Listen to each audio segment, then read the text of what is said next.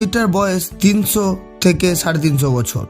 আর এই মন্দিরটা তৈরি করেছিলেন তিলকচাঁদ মহাতাব।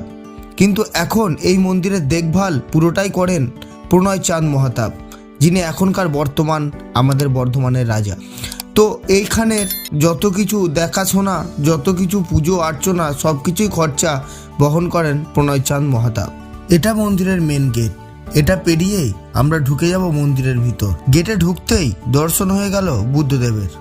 এই মন্দিরটাকে দেখে খুবই খারাপ লাগছে, কারণ এই মন্দিরটা এখন যে অবস্থায় রয়েছে এই অবস্থায় থাকার কথা নয়।